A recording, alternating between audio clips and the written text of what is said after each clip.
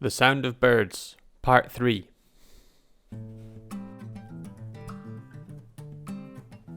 So what we need to do is look at our picture of a bird and decide what side is going to be light and what side is going to be dark. I think it would be good if you try to highlight one side as being dark and one side being light, so that we can get this really intense tonal range. So some really dark tones against some really light tones. And also this creates atmosphere. So you can see I'm pressing hard here with my drawing, and I am using quite careful shaded kind of little loops around the edge of what I'm drawing. And then when I've done that, I go to the bigger areas and I can use more of my hand to create the tone. So I press really hard for the area on the right, and so I've decided the left hand side is going to be my lighter area because the beard of the capercaillie is quite dark, and I think it would be good, will look more contrasted if we've got the light tone background and the dark tones of the capercaillie's beard. So you can see again I'm doing some very small kind of loop shading around the edges first, and now I'm applying more of a mid-tone rather than a dark tone. I'm doing that all around these edges that I worked with carefully at first, and I'm doing a sort of vertical hatch, now a horizontal hatch, but what I'm going to do after that is a cross hatch just to bring the tone down again. This is all about now trying to bring the tone of the image down. We've got the bright paper that we're working on. We're trying to really lower that and bring everything down so there isn't really any white showing at all in the picture in the end. So yeah, you can see I've now cross-hatched that as well. That's now starting to make the capercaillie actually stand out like it's in front of the background.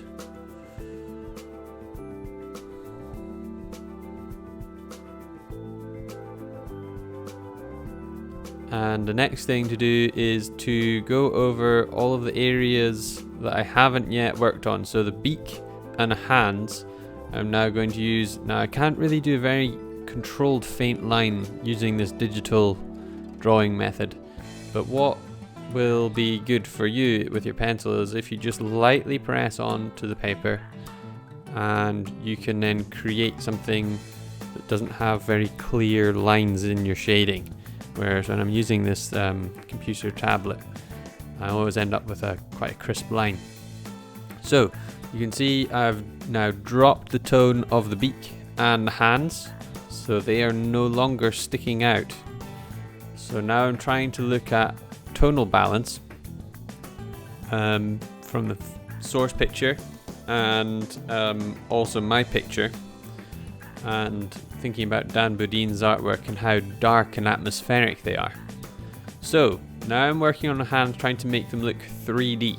So we've already done how to draw your hand video, and so you should have practiced that before this. Now we're not nearly as careful as our other drawing. Instead we are being more general. However, you've got to think, where's the light coming from in the picture with the bird that you're drawing from? So the capercaillie, it looks like the darkest area is underneath its chin. So it looks like the light is coming from the right hand side.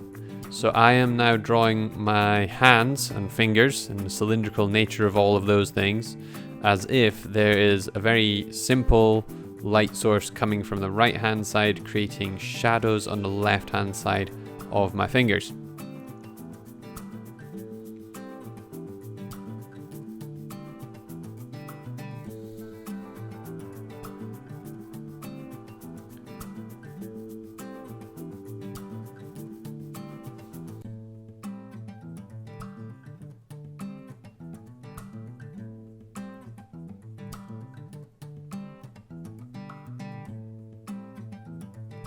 Okay, so now that I've done that, I am now going to use a rubber and I'm going to bring out some of the highlights to make some things stand out again.